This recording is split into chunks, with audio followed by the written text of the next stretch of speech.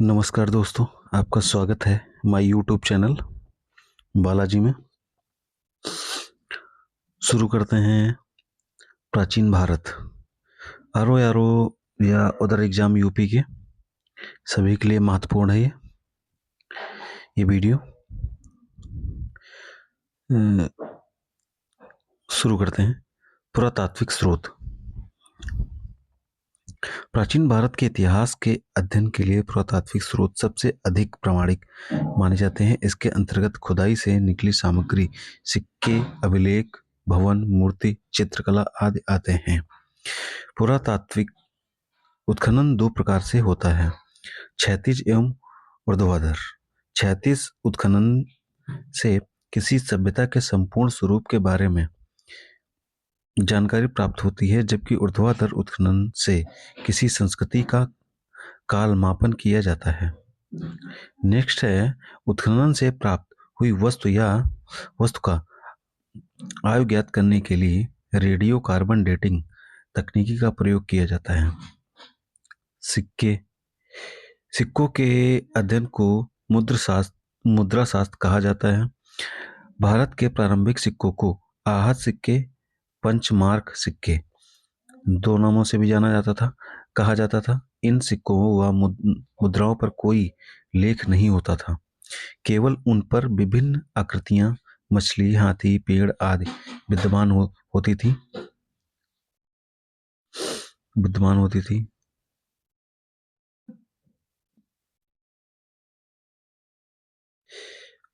इन punch mark सिक्कों को सर्वप्रथम 1800 ईस्वी में कोयम्बटूर, तमिलनाडु में कर्नल गोल्डवेल द्वारा प्राप्त किया गया था।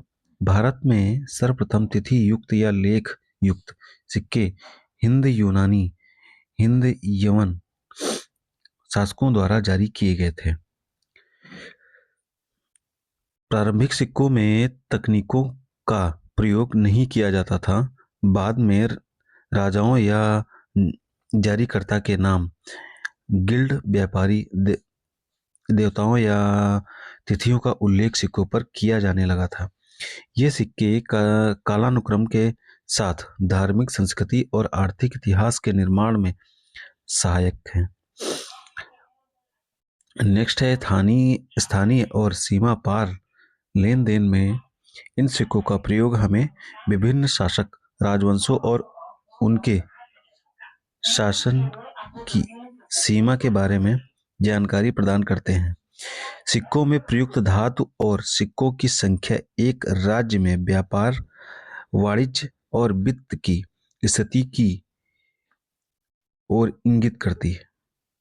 नेक्स्ट है, उत्तर गुप्तकालीन कुछ सिक्के उस अवधि में व्यापार और वाणिज्य में गिरावट की ओर इंगित करते हैं। ये तालिका है, आप देख सकते हैं। फिलहाल हम इसे पढ़े दे रहे हैं। आप ऑडियो की तरह आप आराम से कहीं भी रहते हुए सुन सकते हैं। सर्वप्रथम विशुद्ध सोने के सिक्के जारी किए गए। कुषाण शासकों ने सर्वाधिक मात्रा में सोने के सिक्के जारी किए। गुप्त शासकों ने सर्वाधिक तांबे के सिक्के जारी किए। कुषाण शासकों ने शीशे एवं टीन के सिक्के चलाए। सातवाहन शासकों ने सर्वाधिक सिक्के जारी किए। मौर्य शासकों ने। पुरालेख शास्त्र क्या है? अभिलेख के अध्ययन को पुरालेख शास्त्र कहा जाता है, जबकि प्राचीन लिपियों के अध्ययन को पैलियोग्राफी कहते हैं। भारत में अधिकतर अभिलेख मोहरों, प्रस्तर स्तंभों, चट्टानों, तांबे की पत्थरों, मंदिर की दीवारों और ईंटों या चित्रों पर उत्कीर्ण है। नेक्स्ट है, सर्वप्रथम इन्हें प्राकृतिक 300 ईसा पूर्व प्राकृतिक भाषा में लिखा जाता था। तत्पश्चात संस्कृत में और इसके बाद क्षेत्रीय भाषाओं में लिखा जाने लगा। अभिलेखों से सामान्य जन अधिकारी, सामाजिक, धार्मिक और प्रशासन के बारे में जानकारी मिलती है। साथ ही शाही आदेश के बारे में भी पता चलता है। नेक्स्ट है मौर्योत्तर और गुप्त काल के अधिकांश अभिलेख कर्पस इंस्क्रिप्शंस इंडिकेरम नामक ग्रंथ में संकलित है। सॉरी, मतलब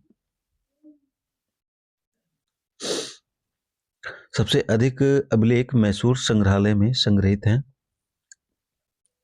नेक्स्ट है अशोक के अभिलेख ब्राह्मी, खरोष्टी, ग्रीक और अरामाइक लिपियों का प्रयोग किया गया था। अभिलेखों में प्रयुक्त लिपियां प्राकृतिक लिपि आरंभिक अभिलेख प्राकृतिक भाषा में है। खरोष्टी लिपि, यह लिपि दाएं से बाएं लिखी जाती थी। ब्राह्मी लिपि, यह लिपि बाएं से दाएं लिखी जाती थी। यूनानी एवं अरामाइक लिपि पाकिस्तान एवं अफगानिस्तान में अशोक के शिलालेखों में इन लिपियों का प्रयोग हुआ है।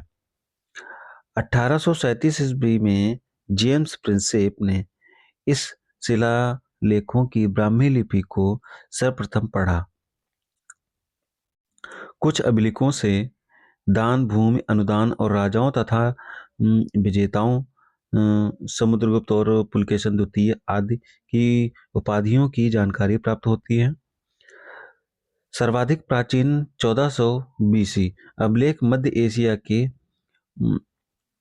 बोगजकोई से प्राप्त हुआ। इस अभिलेख पर इंद्र, वरुण, मित्र, नासत्य नामक वैदिक देवताओं के बारे में जानकारी प्राप्त होती है। इसकी खोज 1907 ईस्वी में ह्यूगो बिंगलर द्वारा की गई थी। इस अभिलेख की लिपि किलाछार है। यह तालिका है, आप देख लीजिएगा। और मैं थ्योरी पढ़ रहा हूँ। देखिए, ये आरओ का मेंस एग्जाम है। मैं ये मानता हूँ कि इससे एक भी प्रश्न बाहर नहीं जाने वाला, गारंटी के साथ कह रहा हूँ। विशिष्ट तथ्यों शुरू करता हूँ। विशिष्ट तथ्यों से संबंधित अभिलेख रुद्रदामन का जूनागढ़ अभिलेख संस्कृत भाषा में जारी प्रथम अभिलेख माना जाता है। नेक्स्ट है पुलकेशन द्वितीय का ऐहोल अभिलेख, उसके दरबारी कवि कीर्ति द्वारा रचित है। अशोक के प्रयाग स्तंभ में कारुवाकी एवं तीवर का उल्लेख मिलता है। समुद्रगुप्त के प्रयाग प्रशस्त की रचना उसके संधि विग्रहिक हरिसेन ने की थी।